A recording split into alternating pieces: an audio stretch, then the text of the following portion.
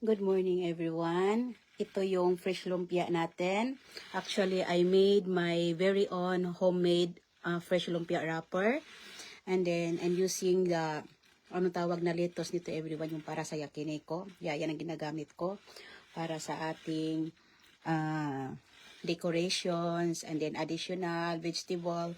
And ito yung feeling ko everyone. I'm using kamote, nenjin, and shiitake, mushroom, and of course, titimplahan natin. Tapos some other of vegetable like tamarigi, niniko, like that lang kasi.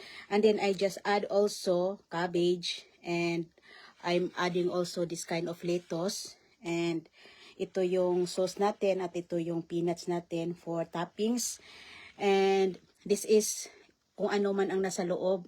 And I'm using also chicken everyone. Hindi ako gumagamit ng pork dahil marami akong mga kaibigan na hindi naman sa Muslims na whatever.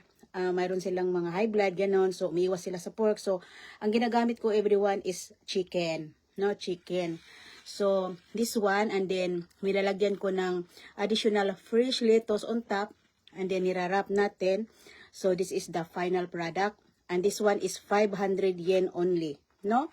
So, gusto ko lang i-share kung paano ko ginawa ang aking fresh lumpia. This is a very healthy foods talaga, na talagang no worries talaga dahil from the wrapper, from the fillings, and the fresh vegetables na ginagamit ko, and the sauce, and talagang it's perfect, no?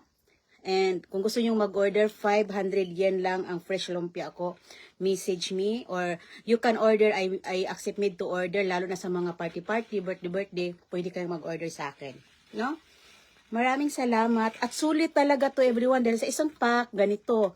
And then, nilalagyan ko ng fork dahil alam kong tayong mga Pilipino, mahilig tayo sa fresh lumpia. So, gusto ko na makakain kayo agad if ever gusto nyong kainin, no?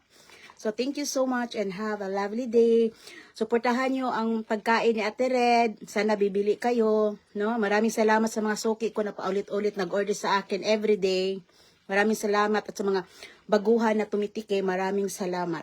At maganda talaga ang mga feedback na na-receive ko sa inyong lahat. Maraming salamat and God bless us always.